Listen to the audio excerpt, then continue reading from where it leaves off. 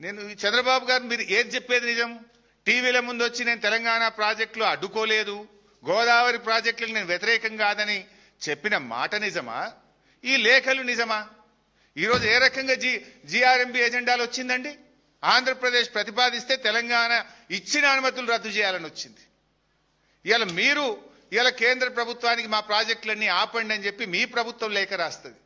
అంటే ఇవాళ మీరు మీ మాటలకు చేతలకు పొంతన లేకుండా పోయింది. ఇవాళ మీరు తెలంగాణ నోటికాడ బుక్కను లాక్కునే ప్రయత్నం చేస్తున్నారు చంద్రబాబు నాయుడు గారు.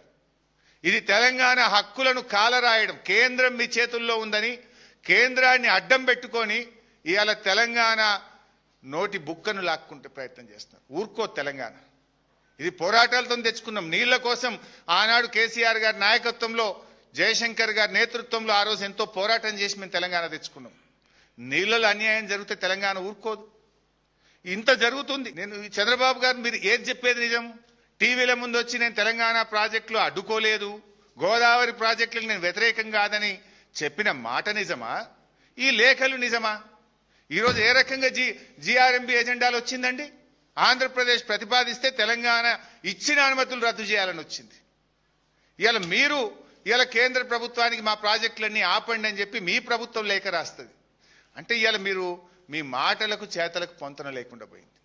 ఇవాళ మీరు తెలంగాణ నోటికాడ బుక్కను లాక్కునే ప్రయత్నం చేస్తున్నారు చంద్రబాబు నాయుడు గారు.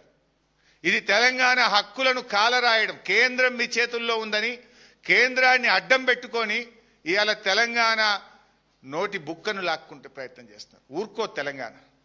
ఇది పోరాటాలతో తెచ్చుకున్నాం. నీళ్ల కోసం ఆనాడు కేసీఆర్ గారి నాయకత్వంలో, జయశంకర్ గారి నేతృత్వంలో ఆ రోజు ఎంతో పోరాటం చేసి మేము తెలంగాణ తెచ్చుకున్నాం. నీళ్లలో అన్యాయం జరిగితే తెలంగాణ ఊరుకోదు. ఇంత జరుగుతుంది. నేను ఈ చంద్రబాబు గారు మీరు ఏది చెప్పేది నిజం? టీవీల ముందు వచ్చి నేను తెలంగాణ ప్రాజెక్టులు అడ్డుకోలేదు, గోదావరి ప్రాజెక్టులకు నేను వ్యతిరేకం కాదని చెప్పిన మాట నిజమా? ఈ లేఖలు నిజమా? ఈరోజు ఏ రకంగా జీఆర్ఎంబీ ఎజెండాలు వచ్చిందండి? ఆంధ్రప్రదేశ్ ప్రతిపాదిస్తే తెలంగాణ ఇచ్చిన అనుమతులు రద్దు చేయాలని వచ్చింది. ఇవాళ కేంద్ర ప్రభుత్వానికి మా ప్రాజెక్టులన్నీ ఆపండి అని చెప్పి మీ ప్రభుత్వం లేఖ రాస్తుంది. అంటే ఇవాళ మీరు మీ మాటలకు చేతలకు పొంతన లేకుండా పోయింది.